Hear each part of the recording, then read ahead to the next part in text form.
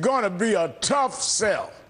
Joining me now is Jonathan Capehart, opinion writer for the Washington Post and an MSNBC contributor, and Margie Omero, Democratic strategist.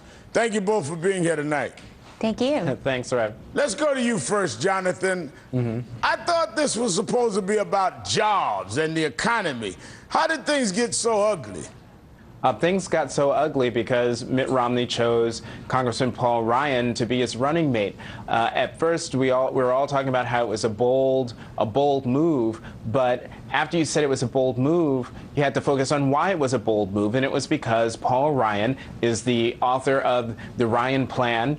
Two budgets that have been passed by the House since he became House Budget Committee chairman, a plan that he has had on paper since January 2010 when he wrote a roadmap for America's future in an op-ed in the Wall Street Journal. He's put his ideas out there concretely and crystal clear, and it's provided a big target for Democrats and for critics to aim at. And we know that the Ryan budget is a liability because we saw what happened in the special election in New York, District 26, when Kathy Hochul was able to beat a Republican in a what was deemed a Republican safe seat because she ran against the Ryan budget, explicitly against the Ryan budget. She ran on that budget. You know, in today's New York Times, I was reading about the shift in the campaign's tone.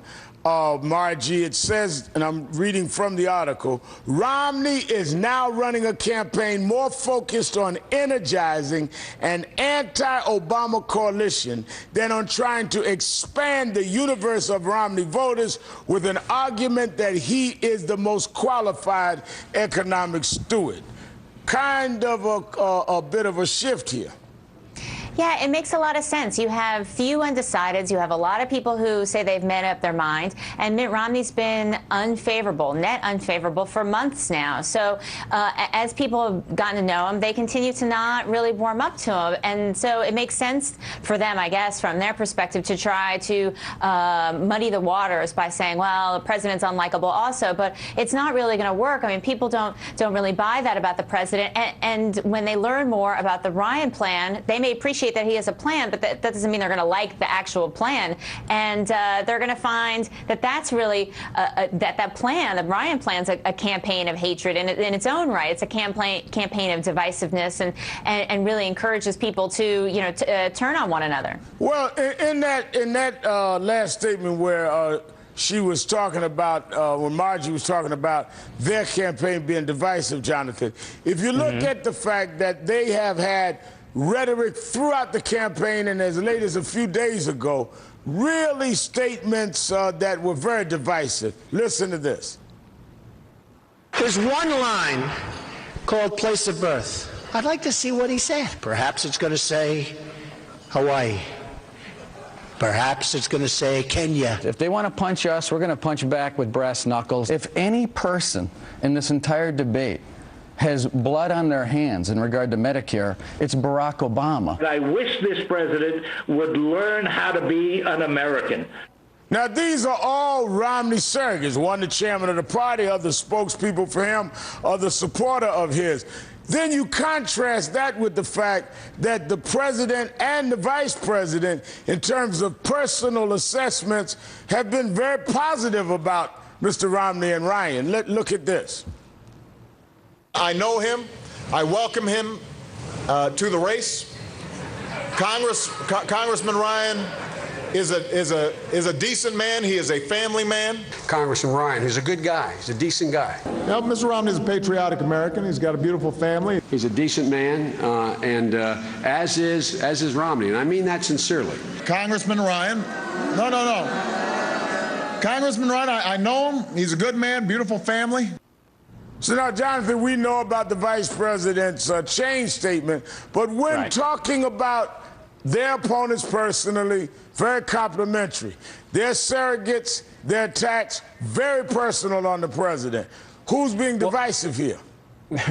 Well, clearly, by the setup of your question, yes, the Romney campaign is being divisive, and they're being divisive for the reasons that you started talking about at the top of this segment. It's because it's to divert attention away from the overall conversation about the Ryan's plans for Medicare, and also the disconnect between what Ryan wants to do and what Mitt Romney wants to do. And quite frankly, we don't know exactly what he wants to do in terms of the specificity as much as Paul Ryan wants to do. But look, when you listen to what the president and the vice president say about Paul Ryan and Mitt Romney, talking about them personally, they're decent men, family men. They're trying to make it clear to the people who are listening and to the American people that their disagreements with those two men are not personal. They are on policy.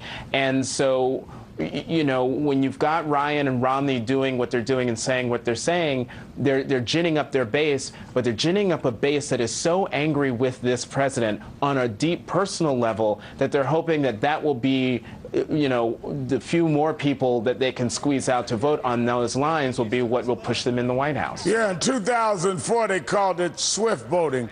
Marge, let me ask you, the politics of it, the facts speak for themselves. Look at the weekend's announcement. Before the announcement over the weekend, President Obama in the polls was at 45, Mitt Romney at 46.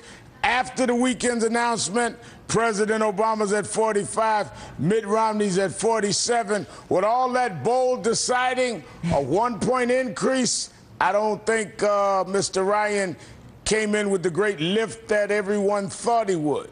Yeah, I mean, I think here in Washington, we want to have immediate gratification. We want to see immediately what the results are and what the impact of the Ryan pick will be. I think it's going to be a while, but it's certainly in terms of an immediate jolt. I don't know if it's having an immediate jolt overall. I think it is exciting for the base, and I think that Ryan has some warmth that Romney lacks, but I think by the tone of the ads that they have up and by these other sideshows of calling the Obama team a hateful campaign, they're really stepping on their own rollout, and I think that's a mistake. I mean, ultimately, this should be about them trying to sell the Ryan plan, such as it is. But I guess maybe they've seen polling that shows that that's really unpopular, and so they decided to take this other strategy. Jonathan Capehart, Margie Omero, thank you both for your time. Thank you. Thanks, Ray.